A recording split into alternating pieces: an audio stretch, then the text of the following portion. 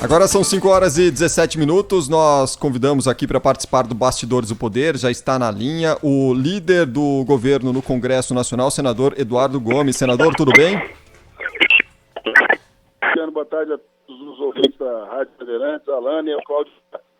Prazer é nosso, vamos ver se a gente consegue, a linha do senhor está picotando um pouquinho, qualquer coisa a gente refaz o contato aqui com o senador Eduardo Gomes. Cláudio, quer começar por aí? Tudo bem, senador? Um prazer imenso tê-lo aqui conosco mais uma vez. Eu queria saber, senador, o senhor como líder do governo ali no Congresso, se agora que o presidente fechou aquela boca, o seu trabalho está mais, digamos assim, mais fácil de ser desempenhado, a sua missão. Não tá não. A gente vai refazer aqui a ligação com o senador Eduardo Gomes, porque deu chabu na linha do celular aqui. Agora, a sua pergunta é boa, hein, Cláudio? Porque, de fato... O trabalho dele parece estar deve ter facilitado o serviço nos últimos dias, né? Pelo menos há 15 dias, mais ou menos, né? Aquela sossegada na entrevista coletiva do Cercadinho, hein, Cláudio? O assessor, o pessoal da comunicação, o pessoal lá da liderança no Congresso Nacional, tá todo mundo aliviado, né? Não, isso quando o presidente não criava outra crise durante o dia, ou no final dele, né? Ele criava uma quando saía do palácio, aí o país todo entrava e depois ele criava uma segunda durante o dia ou no final do expediente. Porque a gente também parou de divulgar, não voluntariamente, né? O Cercadinho se mudou e aí a imprensa não estava transmitindo, teve uma repercussão bem menor, né? Eu acho que essas últimas entrevistas, até ele parece ter ficado mais incomodado com as provocações dos apoiadores ali naquela conversinha, né? Na saída. O senador Eduardo Gomes está de volta aqui conosco. Senador, o Cláudio Berto tinha perguntado para o senhor se a vida do líder do governo no Congresso estava mais fácil depois que o presidente ficou um pouco mais quieto. Como está a situação por aí? Calou a boca. Olha, vida de líder de governo no Congresso nunca é fácil. Agora, o que eu posso dizer é que o presidente pode não estar falando aí com o público em geral ou lá nos apoiadores, mas tem conversado muito e avançado muito nas tratativas com o Congresso Nacional para aprovação de reformas, para retomada da economia. Então, essa estratégia que é natural de quem governa é que nesse momento agora o governo como um todo, a partir do seu líder, que é o presidente da República, tem conversado muito para dentro, para poder ajustar a base e tocar as matérias no Congresso como elas devem ser tocadas. Mas eu entendo que vivemos um momento aí de boa expectativa, se Deus quiser, para a diminuição aí dos impactos da pandemia, para a gente voltar ao normal. De repente, o novo normal é ser normal. Essa é uma ótima frase, líder. O novo normal do governo é ser normal, né? Vamos lá. Eu queria falar com o senhor sobre dois assuntos importantes dos últimos dias, que é a votação do Fundeb, que agora está sob responsabilidade do Senado, e a reforma tributária. O governo foi criticado por enviar meio fora de tempo e propostas um pouquinho menores ou fora das expectativas ali dos parlamentares. O senhor acha que isso atrapalha a negociação? Bom, eu acho que, primeiro falando sobre o Fundeb, o governo federal e o presidente Bolsonaro acabam de marcar um ponto fundamental na história do país. Os últimos governos, que tinham até uma leitura mais progressista da educação, nunca destinaram mais do que 10% dos esforços do governo para a educação básica no país a municípios e estados. Então, de repente, aparece um presidente da República criticado pelo setor educacional e coloca na Constituição, afinal de contas, ele tem facilitado essa condução, 23% dos recursos do governo federal para a educação. Nesses próximos 6 anos aí, nós teremos consolidado, através do relatório da professora Dorinha, essa conquista. Isso é um fato concreto que deve ser contado como vitória do governo também, até porque quem vai assinar a PEC, quem vai sancionar é o presidente Jair Bolsonaro. Então a gente entende que, nesse caso da educação, o governo deixa claro que está fazendo permanente aquilo que os outros governos fizeram de maneira improvisada e temporária, e com um volume muito maior de recursos. Com relação à reforma tributária, precisa entender que o ministro Paulo Guedes volta ao Congresso Nacional com o presidente Rodrigo Maia, com o presidente Davi Alcolumbre e com as comissões, tratando diretamente um começo de discussão, assim como nós tivemos o começo da discussão da reforma da Previdência, que estava esperando há muito tempo e foi aprovada. No caso da reforma tributária, é estranho a gente contar atraso do presidente Bolsonaro, que está há 1 ano e meio no Congresso, no governo federal, e a gente não revelar aqui o que o Brasil todo sabe, que há 30 anos o governo tenta fazer a reforma tributária. Então, o nosso atraso vira um segundo quando a gente pensa no contexto histórico da questão tributária no país. Aliás, a última reforma tributária que o Brasil fez foi em 1965, no governo do Marechal Humberto de Alencar Castelo Branco. Estava na hora, não é, senador? O nosso Botafogo ainda ganhava todo um ano um campeonato por ano. Mas assim, eu estava vendo um breve intervalo, mas logo voltaremos triunfantes. Mas, senador, me diga uma coisa, essa reforma tributária vai ter mesmo essa questão da recriação aí da CPMF, ou uma versão digital, digamos assim, da CPMF? Tudo que se fizer de imposto novo, com qualquer outro tipo de plataforma, que pareça com o imposto sobre transação financeira, em qualquer plataforma, sempre vai levar o apelido da CPMF. O que eu acho que vai acontecer de maneira diferente é porque o ministro Paulo Guedes e a equipe econômica, assim como também a Câmara e o Senado, só pretendem criar qualquer tipo de imposto que tiver instantaneamente não a compensação, mas a redução maior na atual carga tributária. Então, qualquer discussão sobre imposto só vai avançar se o brasileiro entender, e através dos seus representantes na Câmara e no Senado, de que foi possível extinguir uma série de impostos e, principalmente, no meio eletrônico, onde há toda uma discussão sobre fake news, sobre nova plataforma, sobre segurança cibernética, um imposto que venha a concluir, além de controle, arrecadação segura para programas sociais ou para qualquer outro fim direto, vai ter que ter uma compensação imediata, num volume muito maior de redução de carga tributária, de exoneração de impostos em folha para geração de emprego e renda. Então, eu acho que a discussão está no começo, mas ela vai ser uma boa discussão e eu tenho confiança de que, assim como foi na Previdência, no saneamento e em outras matérias difíceis, o governo vai ter capacidade de negociação e de aprovação. O senhor acha que o Fundeb passa da forma como está no Senado?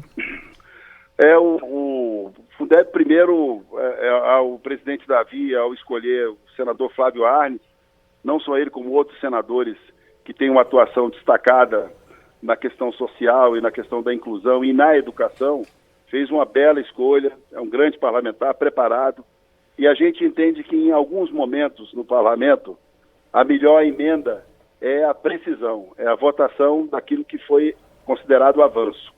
O próprio placar na Câmara dos Deputados demonstra uma identidade muito forte com o que o parlamento quer. Então, eu já vi, em alguns momentos, tanto do Senado para a Câmara, como da Câmara para o Senado, de que determinadas matérias aparecem mais ou menos prontas, né, com um viés de consenso.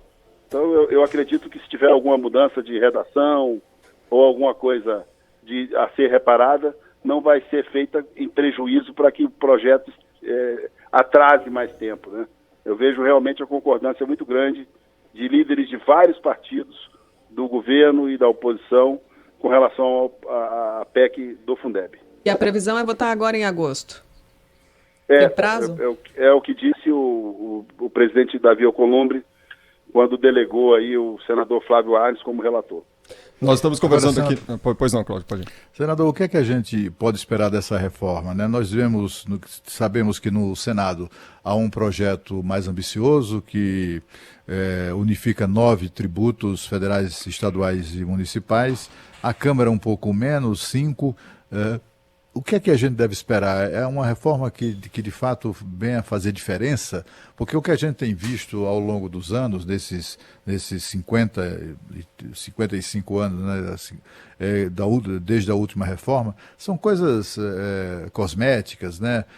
Enfim, sempre arrumam um pretexto para aumentar a carga tributária, para facilitar a vida para o governo, para o setor público e para ferrar com o setor privado, com o cidadão que trabalha fora do setor público. O que é que a gente deve esperar de fato dessa reforma? Bom, primeiro que ela venha a ser a primeira reforma após o clima de ressaca das eleições. E com o passar do tempo, não só o governo amadurece, como o próprio Congresso Nacional, e a gente começa a observar que, apesar de toda briga política, a discussão ainda sobre as eleições, o atentado contra o presidente vem conseguindo deixar claro o seu compromisso com retomada da atividade dos trabalhadores, dos comerciantes, dos empresários, a partir do socorro que foi prestado agora nessa crise da pandemia.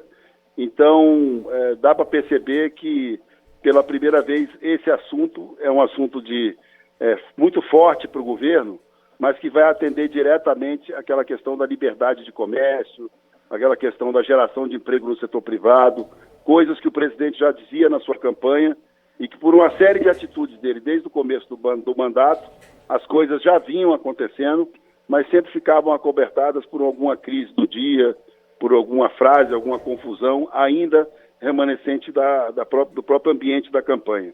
A gente vê um momento agora muito mais de governo e o presidente da República fazendo aquilo que ele se comprometeu desde o primeiro dia, dando autonomia aos ministros, não só ao ministro da Economia, mas os ministros que vêm desenvolvendo um grande trabalho aí, o ministro Tarcísio, o ministro Rogério Marinho, a ministra Tereza.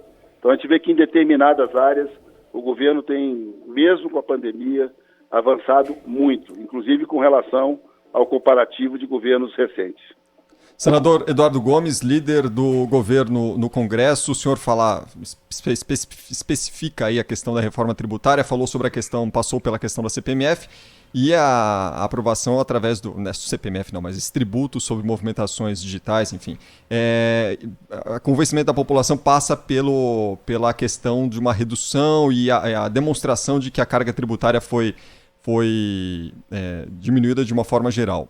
E tendo como isso em prática, ou tendo como isso no horizonte, a gente tem ali no Congresso, o senhor está acompanhando, claro, muito de perto, que é a análise dos vetos do presidente Jair Bolsonaro, principalmente o veto que trata da desoneração. O senhor, inclusive, citou essa questão da desoneração da fala do senhor.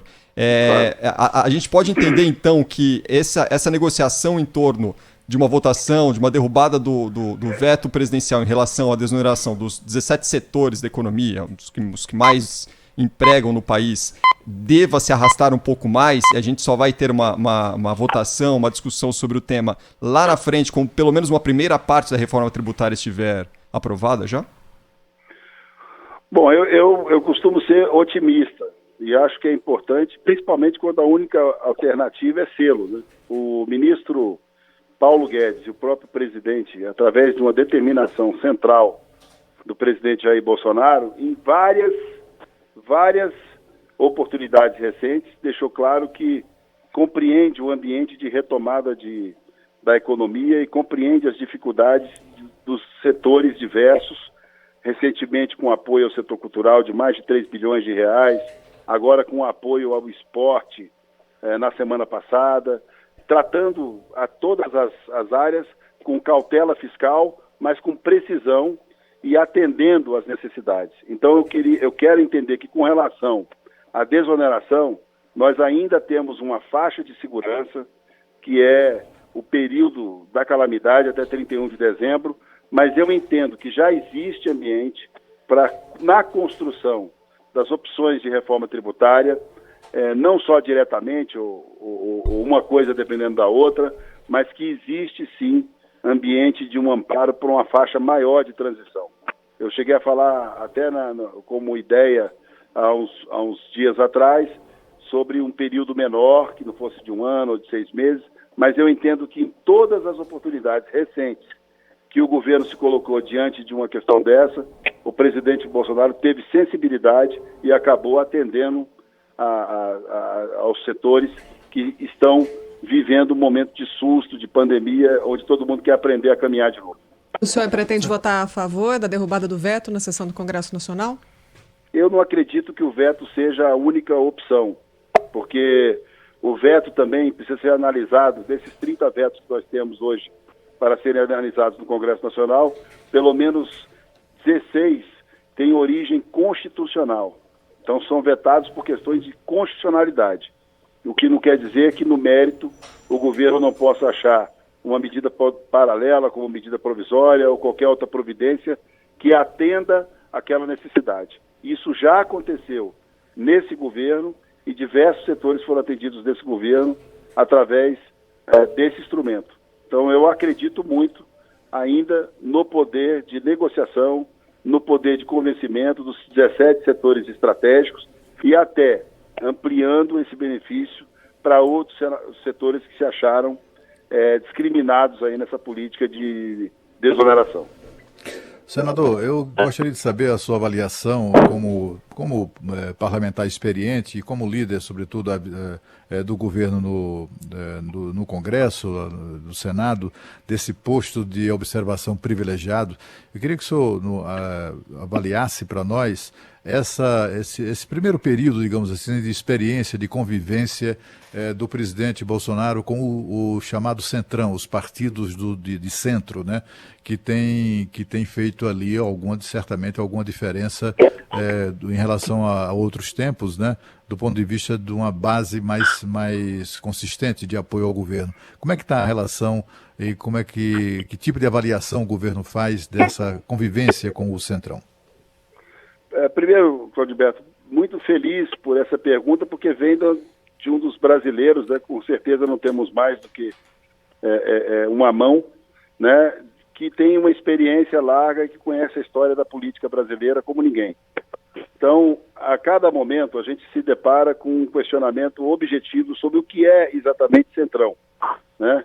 Eu acho que nós vivemos um momento hoje na política brasileira que nós vamos chegar no momento em que nós teremos parlamentares afinados com a tese do governo e parlamentares numa alternativa de poder que vão se concentrar na oposição para apresentar a candidatura.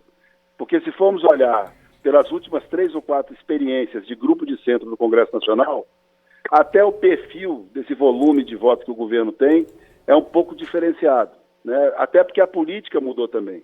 As pessoas às vezes esquecem que hoje o orçamento da União é impositivo, então não há manobra como havia antigamente sobre a questão de um parlamentar atender a determinada matéria, porque senão ficaria sem o seu recurso. Isso é impossível de acontecer agora, principalmente nas emendas individuais e de bancada. Então, o que a gente nota é que a cada dia em que o presidente Bolsonaro vem acertando na política social, na política de infraestrutura e apresentando uma possibilidade de estabilidade econômica, essas teses vêm coincidindo com um volume muito grande de parlamentares. A tendência, que já vinha desde 2019, mas era difícil enxergar isso por conta da confusão política, da ressaca da campanha, mas o governo tem sim uma base que é muito maior do que a gente denomina hoje ainda desse novo Centrão. Até porque ele nem é novo, né? Mas o que a gente nota é que o governo vai com a base sólida para um processo aí de defesa das suas teses até 2022. Muito bem, nós conversamos aqui na Rádio Bandeirantes, no Bastidores do Poder, com o líder do governo no Congresso, o senador Eduardo Gomes. Senador, muito obrigado pela participação do senhor conosco mais uma vez. Até uma próxima, boa sorte por aí, hein? Muito obrigado, Claudioberto, Lana e Cristiano. Muito obrigado. Uma boa tarde a todos. Senador. Obrigado. Boa tarde. Agora são 5h35.